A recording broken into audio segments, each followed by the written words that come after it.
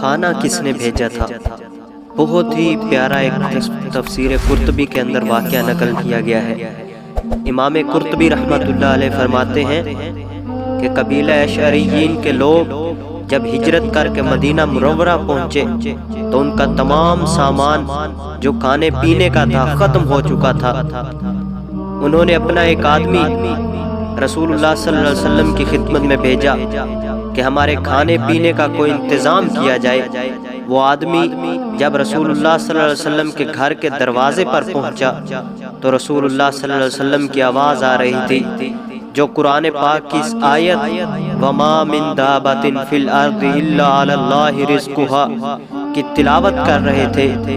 یہ سنتے ہی اس کے دل میں خیال آیا کہ جب اللہ تعالیٰ نے ہر ایک کے رزق کا ذمہ لیا ہے تو پھر ہم تو انسان ہیں، جانوروں سے گئے گزرے نہیں، وہ ضرور ہمارے رزق کا بندوبست کرے گا۔ وہ وہیں سے واپس آ گیا اور رسول اللہ صلی اللہ علیہ وسلم کو کچھ نہیں بتایا۔ ساتھیوں کے پاس پہنچا تو سب کو بلند آواز سے کہا، ساتھیوں خوش ہو جاؤ، اللہ کی مدد آنے والی ہے۔ وہ سمجھے کہ یہ بندہ چونکہ رسول اللہ صلی اللہ علیہ وسلم کی پاس گیا تھا، عرض کرنے گیا تھا، اس لیے رسول اللہ صلی اللہ علیہ وسلم نے کھانا بھیجنے کا وعدہ کر لیا ہوگا، لہٰذا وہ خوشی خوشی اپنے کاموں میں لگ گئے اور مطمئن ہو گئے۔ تھوڑی ہی دیر گزری تھی کہ دو بندے ایک بڑا سا برتن لے کر آئے جو گوشت اور روٹیوں سے بھرا ہوا تھا۔ وہ دو بندے کھانا لے کر آئے اور کھانا دے کر چلے گئے۔ سب نے شکم سیر ہو کر خوب کھایا، لیکن اب باقی کافی سارا کھانا بچ گیا تھا۔ انہوں نے سوچا کہ یہ کھانا بچا ہوا حضور اکرم صلی اللہ علیہ وسلم کی خدمت میں واپس بھیج دے تاکہ بوقت ضرورت استعمال ہو سکے۔ دو آدمی کھانا لے کر نبی اکرم صلی اللہ علیہ وسلم کی خدمت میں حاضر ہوئے اور کہا، یا رسول اللہ صلی اللہ علیہ وسلم، آپ کا بھیجا ہوا کھانا بہت مزیدار تھا۔ رسول اللہ صلی اللہ علیہ وسلم نے جب سنا تو فرمایا کہ میں نے تو کوئی کھانا نہیں بھیجا تھا۔ ایک بندے نے کہا، یا رسول اللہ صلی اللہ علیہ وسلم، ہم بہت بھوکے تھے، ہم نے بھوک کی حالت میں آپ کی طرف اپنا ایک بندہ بھیجا تھا کہ ہمیں تھوڑا کھانا عنایت فرمائے۔ اتنے میں وہ بندہ بھی وہاں پہنچ گیا۔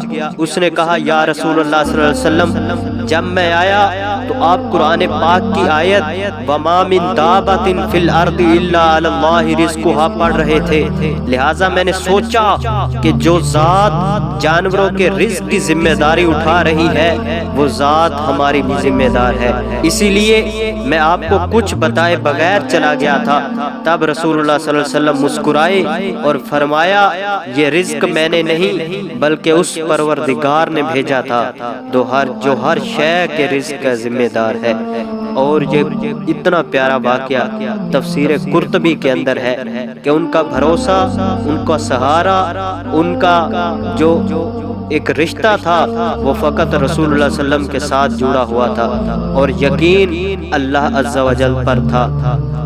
دعا ہے اللہ عز و جل ہمیں بھی اللہ عز و جل پر یقین اور بھروسہ اور حضور اکرم صلی اللہ علیہ وسلم کی اطاعت و فرما برداری کرنے کی توفیق و عظیم عطا فرمائے۔ وآخر دعوانا ان الحمد للہ رب العالمین۔